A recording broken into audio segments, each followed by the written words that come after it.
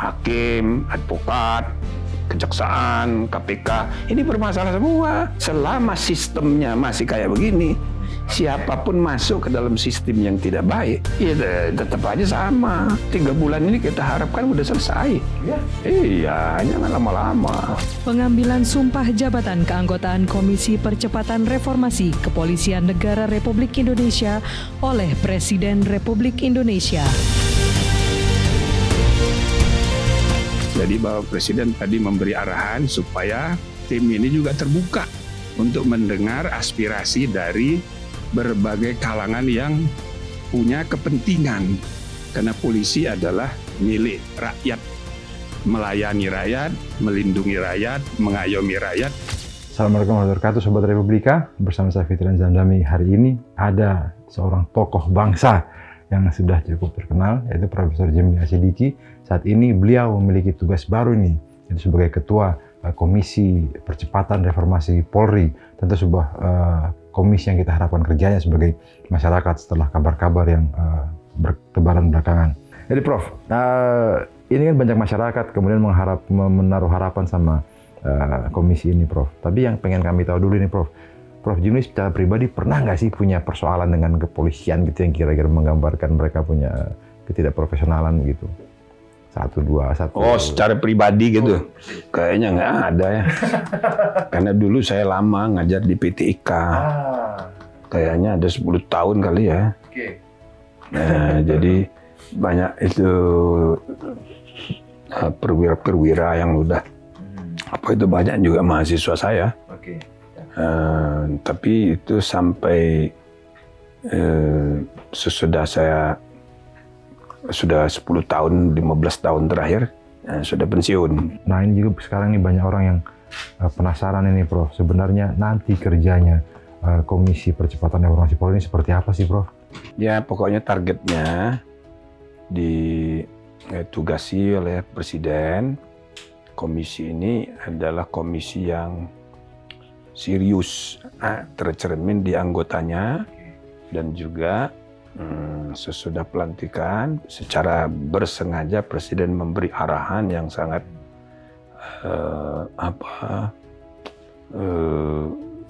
serius gitu ya, dalam rangka menata sistem bernegara kita. Bukan hanya polisi, sebetulnya beliau pikirannya itu jauh lebih luas ya. Misalnya beliau menyebut juga komisi-komisi negara, antara lain yang disebut oleh beliau ombudsman, gitu-gitu kan. Jadi intinya banyak yang harus dibenahi sistem bernegara kita ini, bukan hanya sistem politik tapi juga ekonomi. Bagaimana ekonomi kita terlalu liberal, gitu kan? Nah ini harus ditopang oleh upaya reformasi. Nah, tapi ya tentu kita mulai dengan gimana ini reformasi dunia kehakiman. Nah, yang paling depan diantaranya itu urusan kepolisian yang kebetulan ini muncul waktu kemarahan emosional dari publik bulan Agustus yang lalu. Tercermin di banyaknya kantor polisi dibakar. Tapi sebetulnya ini adalah dalam tanda petik gitu ya. Ini akibat saja. Polisi ini kena getah, ya kan? Dari perasaan umum yang kecewa. Dan kekecewaan itu juga tercermin misalnya dibakarnya kantor DPRD Provinsi Kota Makassar, begitu juga di NTB, di Jogja, gitu kan? Itu artinya ada masalah dalam sistem perwakilan rakyat kita. Bukan hanya kepolisian. Iya, bukan. Jadi saluran aspirasi rakyat itu terhambat, tersumbat atas nama mandat rakyat yang sudah dihasilkan melalui pemilu. Jadi formalistik demokrasinya itu, ya kan? Nah, tapi aspirasi substantifnya tidak tersalur. Nah, maka kemarahannya tercermin di amuk massa. Nah, itu di satu segi yang lain, yang paling depan ini polisi. Jadi polisi ini kena getah karena dia harus berhadapan langsung dengan masyarakat yang ada saja ya kasus-kasus kekeliruan. Misalnya siapa yang meninggal itu kan siapa namanya? Pengemudi ojek online itu. Ojek online tuh. Nah, ya, itu kasus-kasus unjuk rasa di mana-mana ada saja itu.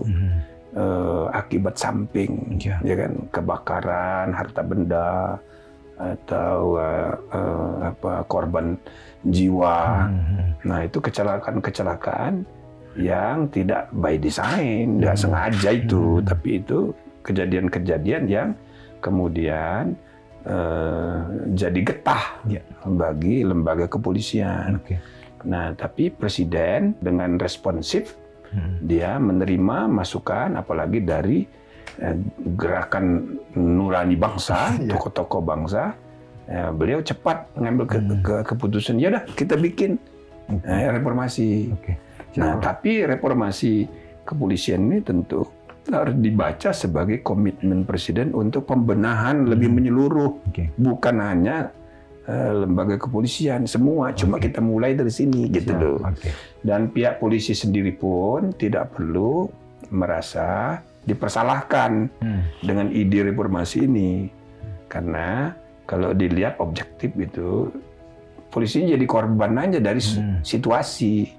situasi kemarahan publik yang tidak terkendali, ya korbannya kantor polisi, gitu loh.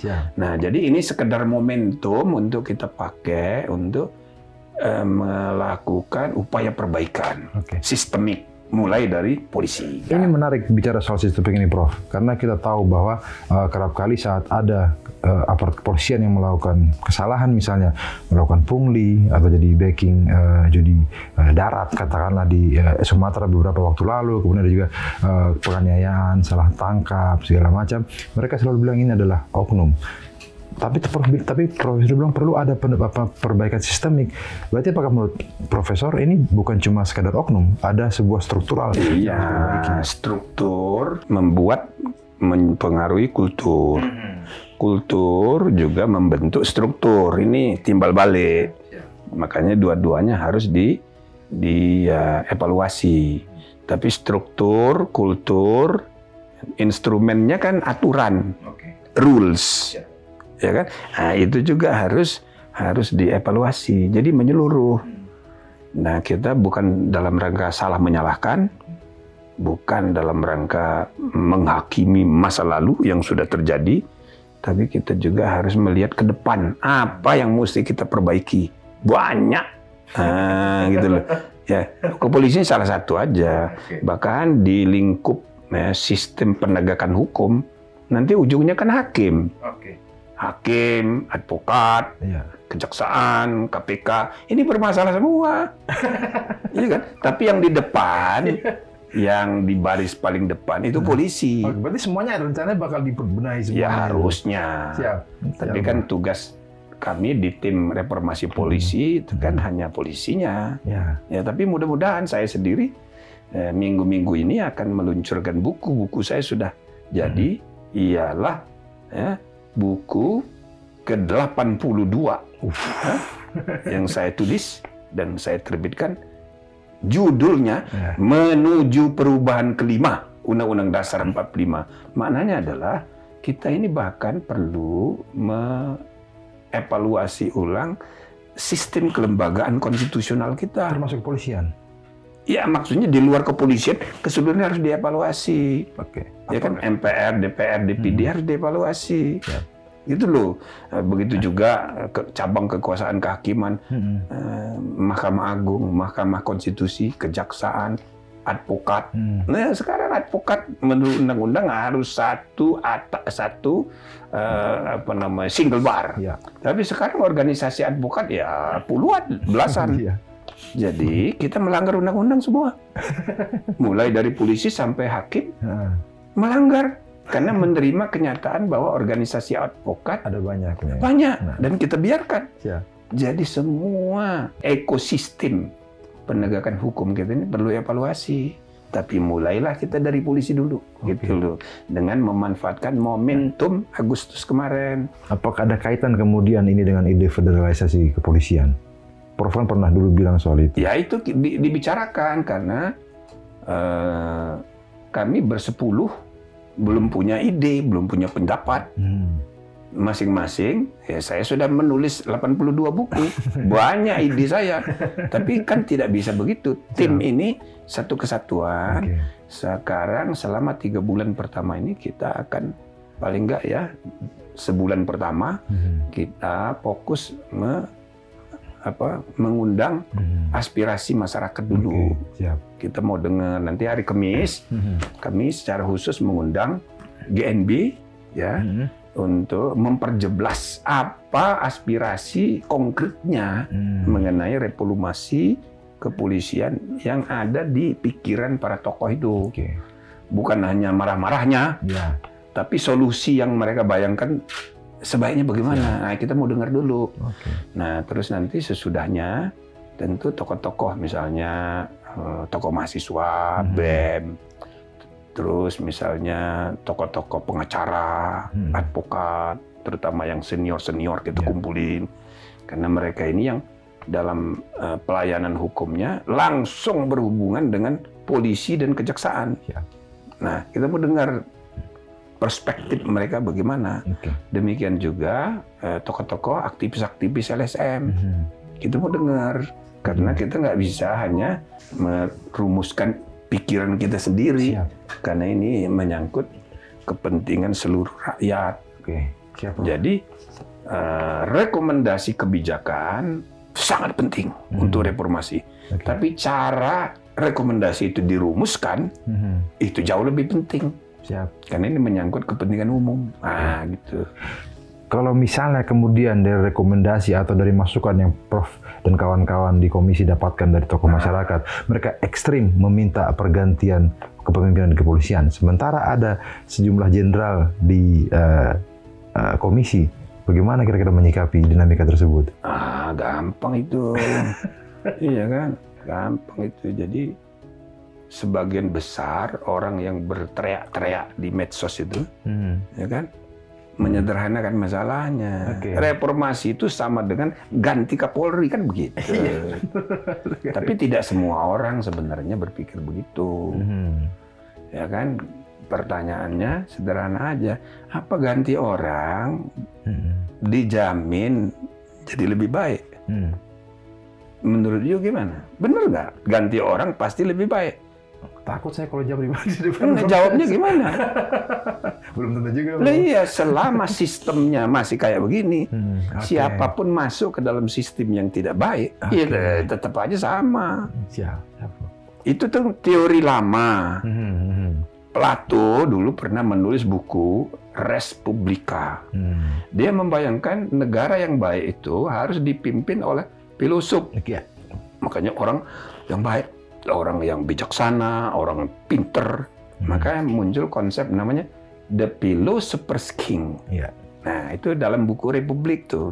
Tapi menjelang akhir hayatnya, dialog-dialog paper-paper dia, itu kemudian dikumpulkan oleh murid-muridnya, dijadikan buku yang paling tebal dalam hidupnya Plato itu, judulnya Nomoi. Nah, dalam Nomoi itu artinya norma. Dalam buku Nomoi itu, dia berubah pikiran. Negara ideal itu bukan lagi dipimpin oleh filosof yang cerdas, cerdik, cendekia. Bukan itu. Itu harus dipimpin oleh nomoi. Dari situlah muncul konsep nomokrasi. Jadi sistem. Sistem aturan. Jadi yang memimpin yang ideal itu bukan orang, tapi sistem aturan. Nah, gitu loh. Jadi maksudnya sebaik-baik orang masuk dalam sistem yang buruk, ya ikut buruk dia. Berarti Al-Kindi sama Al-Farabi salah dong, karena masih pakai Plato dia. Ini masih Plato, masih pakai Republik. Kaul Kadim. Mestinya Kaul Jadid. Salah dia nggak baca pendapat saya di buku-buku saya. Jadi di penjelasan Undang-Undang Dasar kita begitu juga ditulis. Akhirnya tergantung orangnya. The man behind the gun. Artinya kalau orangnya baik, ya baik semuanya. Nggak bisa dalam praktek zaman abad 21 ini, nggak begitu lagi.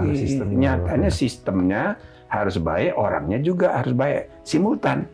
Nah, jadi maksud saya, kalau ganti Kapolri, ya belum tentu beres gitu loh. Nah jadi sistemnya ini harus kita evaluasi menyeluruh, bukan hanya orangnya, tapi juga strukturnya dan orang yang di dalam struktur itu, terus kulturnya, lalu instrumen kebijakannya, siap. Substansi kebijakan-kebijakan itu harus dievaluasi, mana yang harus diperbaiki, itu harus lebih menyeluruh. Siap.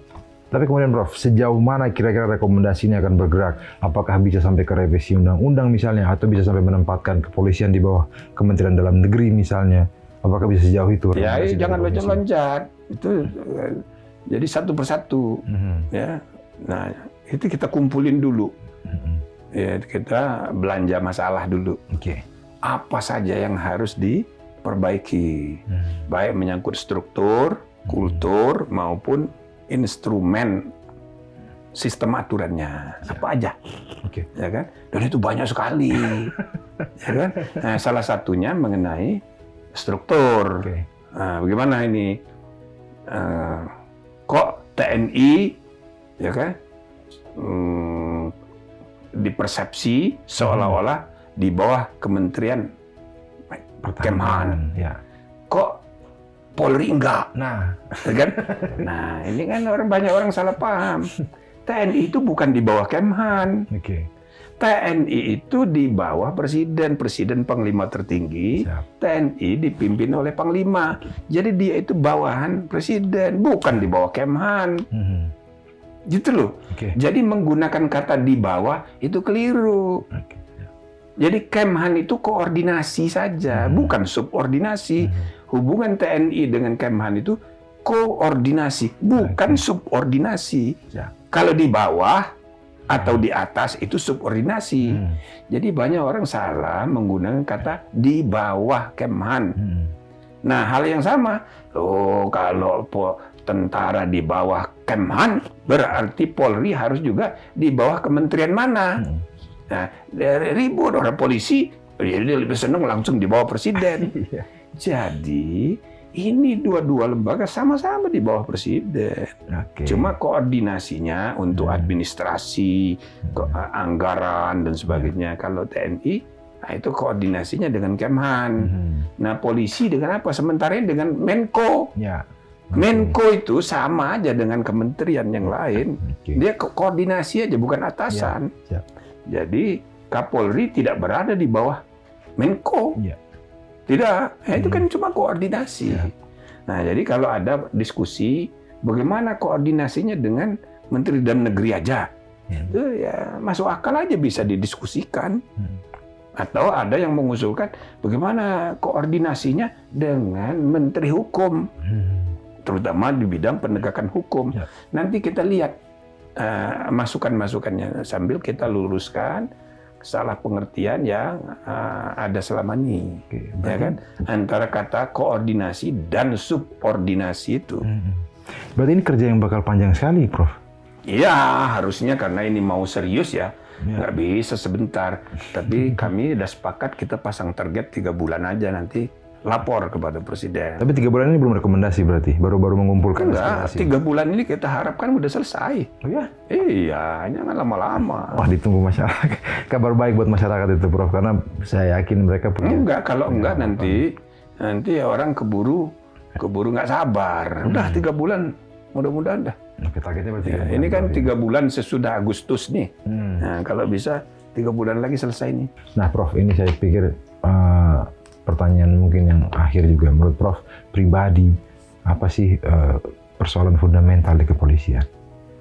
Iya banyak, makanya tugas kita menghimpun masukan. Nah, tugas media, kita ini minta bantu media itu jembatan antara policy maker dengan konstituen, dengan stakeholder, ya kan?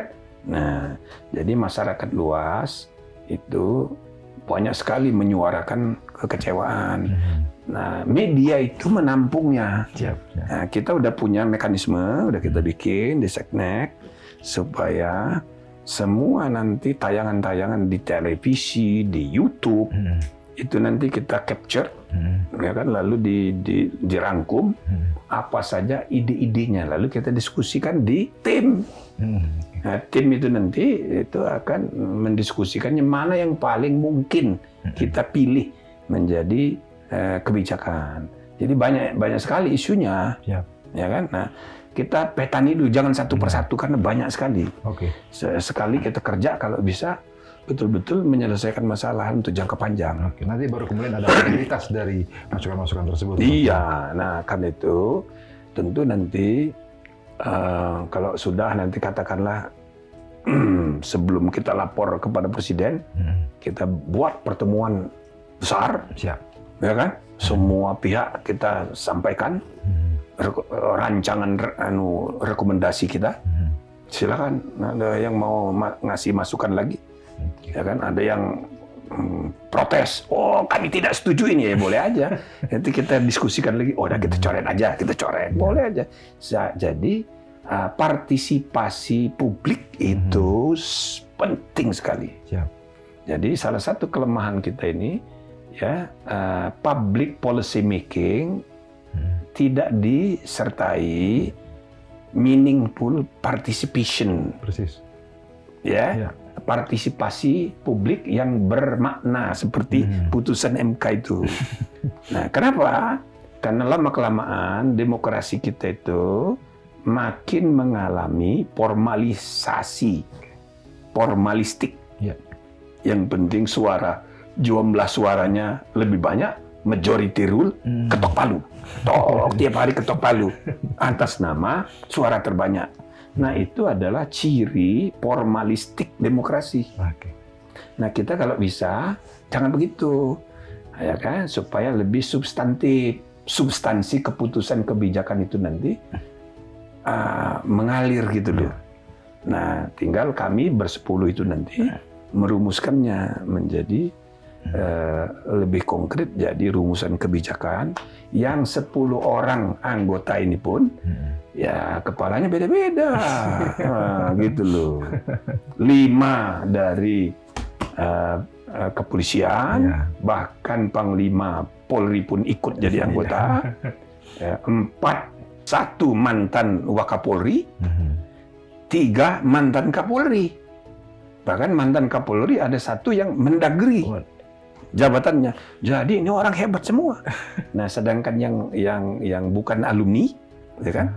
Ada saya, ada Profesor Yusril, yang adalah Menko. Ada Profesor Mahfud yang mantan Menko. Ya kan? Nah, terus ada Pak Oto yang adalah pengacara senior yang juga Wamenko. Dan bahkan ada Menteri Hukum. Nah, jadi ini orang betul-betul yang menguasai masalahnya, sehingga kita nanti bisa 2 kemungkinan, mudah untuk menyerap aspirasi, merumuskannya menjadi kebijakan yang direkomendasikan, atau yang kedua, bukan malah mudah, menjadi makin sulit karena orangnya orang keren semua. Betul, kayak Winston Churchill, Bapak, saat kita ngumpulin orang hebat di ruangan, sum of all fears jadi. Nah, itu dia. Nah, jadi ini seninya, Mbak. Saya mesti memimpin dengan sebaik-baiknya. Nah, jadi mudah-mudahan mendapat dukungan dari masyarakat, dan karena itu media, saya anjurkan tolong digencarkan diskusi publik di lingkungan masing-masing, ya kan? Karena kita pantau. Jadi Sobat Republika sudah didengarkan bagaimana keterangan dari Prof. Jimli tadi. Kita masyarakat diharapkan untuk membantu nanti bagaimana menyuarakan apa keresahan kita terhadap institusi kepolisian, apa yang kita rasakan perlu diperbaiki di kepolisian, apa hal-hal yang kita ketahui yang mungkin nanti akan jadi dipertimbangkan secara matang oleh ayahanda kita di Komisi Percepatan Reformasi Polri ini. Demikian, saya Fitran Zamzami. Wassalamualaikum warahmatullahi wabarakatuh. Waalaikumsalam.